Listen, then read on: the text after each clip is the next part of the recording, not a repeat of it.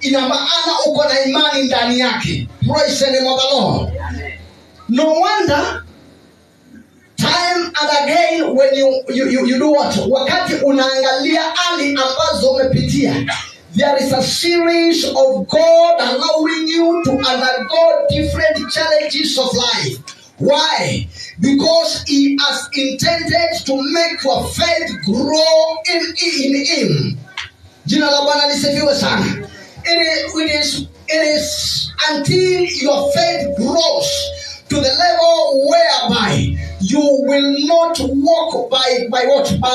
By sight, but you will walk by faith. Praise the name of the Lord. Amen. Macho haya ya mwanadamu huwa yanaona kile kinakuzunguka. Lakini macho ya kiroho hayaoni vile hali inasema. Hayaoni yale mambo mengine ambayo yanaweza kusema the reality ile ambayo ipo. Bwana sifiwe sana. Lakini macho ya kiroho yatakubali na yataingiza kwa mawazo yako report ya Mungu, na licha ya kuwa unaweza kuwa unayapitia mangumu, ukikubali kutembea kwa imani. Ndio maana maandiko hayo yote mawili yanamalizia ikizungumzia imani.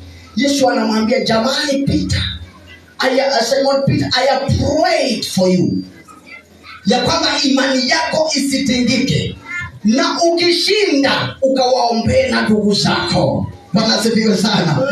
In other words, anamwambia ya kwamba wewe utashinda, lakini ukishinda you have a responsibility to encourage somebody.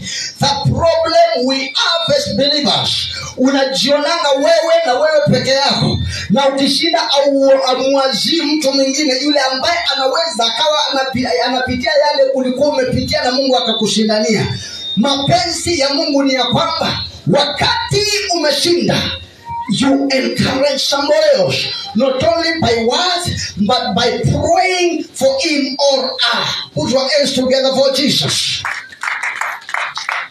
Nataka kusema nini? There are few things I want us to understand. Number one, I have told you, you must understand the enemy you are dealing with. Ukimwelewa ya kwamba he is a weak enemy. He is the kind of enemy who was defeated a long time ago on the cross of Calvary. Hautaruhusu hadi ikuletee negative reports na uzikubali. Reports zinaweza zikaja maishani mwetu. Bwana sifiwe sana. Amen. Hali zinaweza tukawa kwa hali tofauti. Na ni Mungu huruhusu, kwa sababu Mungu wetu ana uwezo wa kutuwezesha. Mungu wetu ana uwezo wa kukuondoa kwa hali ile ambao maybe ameruhusu kapitia. Amen. Lakini kusudi ya Mungu ni nini? Kusudi ya Mungu ni ya kwamba wewe wakati unapitia hiyo hali, imani yako ikue ndani yake. Na ikikuwa ndani yake ukainuke kutoka kiwango kimoja hadi kingine, kiasi ya kwamba utamjua yeye. Praise the name of the Lord. Amen. Kwa sababu it is until you are thrown in the furnace you will understand that there is a fourth man. Praise the name of the Lord. Amen. Kama Shadrach, Meshach na Abednego awangerushwa kwa the fire furnace, awangeelewa ya kwamba there is a God who is able to involve and associate himself in our situations. Praise the name of the Lord. We serve God who is ile damu ambayo inaleta umeme wote, inaweza maji, inawezekana maji ikaisha, wakasema they have an option kufungulia masinga damu ndio iongeze ile ingine. What am I saying? Ninasema ya kwamba Mungu ataruhusu hali tofauti ziingie katika maisha ya mwanadamu. Zikiingia katika maisha ya mwanadamu mahali ujuzi wake umefika, kwa sababu wakati unaona uko na jambo la kufanya, hautaweka tumaini lako ndani ya Mungu. Lakini wakati Mungu ameondoa kile umeweka tumaini yako ndani yake, utakuwa na sababu ya kumtegemea yeye. Bwana sifiwe sana. atamruhusu shetani aje. Ndiposha wakati amekuweka katika hiyo hali, utaweza kutokea upande ule mwingine ukimjua yeye ni nani. Praise the name of the Lord. Kwa sababu wakati amekushindania utamtambua. Bwana asifiwe sana. Lakini je, wakati ibilisi amekuletea hiyo hali ambayo umekuwa ukipitia, utaweza kuelewa ya kwamba yeye hawezi akakushinda? Ama utatafuta mpinu ingine mbadala kwa sababu unaona umefika mwisho? Hata kama hali imefika kiwango gani, sijui kwa nini Biblia inasema okay, mali tumesoma Yesu anamwambia nimekuombea imani yako isitingike. Kiswahili inasema hivyo. Sijui kama maana yake ni kutingika. Wacha niweke hivyo ndio tuelewe. Praise the name of the Lord.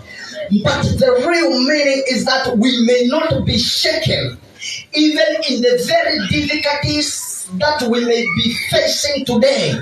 The very desire of our God, because he won the battle for us. And that's the reason nimekuambia unapaswa kuelewa ya kwamba yeye ambaye akupande wako tayari alikwisha shinda kwa niaba yako, na yule ambaye ni adui yako tayari alikwisha shindwa. Praise the name of the Lord. Now you may ask me, and then where is the problem? Kwa sababu kuna mahali kuna shida. Bwana asifiwe sana. Ndio mwanangu, kuna mahali shida inatokea. Na mahali kuna mahali shida inatokea. Kwa sababu unless uelewe tatizo yako iko wapi, hautaweza kujikwamua kutoka kwa shida yako. Lakini kama kanisa tukielewa tumefeli wapi, tutaweza kujinasua. Sasa Paulo anaandikia Waefeso, anawaambia ya kwamba we do not wrestle against flesh and blood. Yes. Bwana asifiwe sana. Amen. Na kiendelea anawaambia kwamba put on the whole armor of the Lord. Amen. Chapter number 6, yes. There is Ephesians chapter number 6 verse number 13. Nataka kusoma pale. Wherefore take unto you the whole armor of God, that you may be able to withstand in the evil day, and having done all to stand. Bwana Yesu asifiwe sana. Anasema twaeni silaha zote, ndiposa mkaweze kusimama wakati ule siku ya uovu inakuja. In other words, Paulo anaambia kanisa ya Waefeso ya kwamba kuna siku ambayo utajipata katika siku ya uovu, na ni lazima ukafae silaha zile ambazo zinakusaidia kushinda. Bwana asifiwe sana. I'm still speaking about Peter addressing the servants. Bwana asifiwe sana. Because it's until we adhere to the instructions that we have been given, then we will overcome. Kama kanisa litashinda kwa sababu tumekaa katika maagizo ambayo tulipewa sisi. Hakuna kanisa licha ya kuwa vita ilishindwa tayari, Yesu alishinda vita kwa niaba yetu. Kanisa kama hatutajua jinsi ya kuvaa silaha ambazo tumepewa tutumie, tunaweza tukaelewa shetani kama simba angurumae, lakini sio simba, lakini bado tukashindwa. Iwapo hatutavaa silaha ambazo Paulo anawaambia wavae. Bwana asifiwe sana. Nataka kusema nini? There is an area we have failed. And this area where we have failed is where I want you to understand. Because this here we must win the battle. Because whenever we fail, tunastagnate, tunakaa kiwango kimoja siku zote. Na ndio maana Wakristo wa siku hizi hawakui. Kwa sababu gani? wamefeli mtihani waliowekewa wakaanguka. Wewe kama mtoto wa Mungu ukaanguka mara ya kwanza, unasalia kuwa pale, mara ya pili ukaanguka. Praise the name of the Lord. Sasa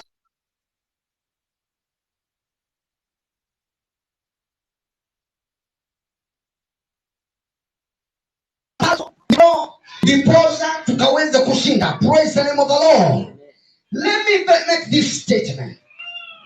It is until we invest, ama ni mpaka wakati ule tutawekeza muda wetu,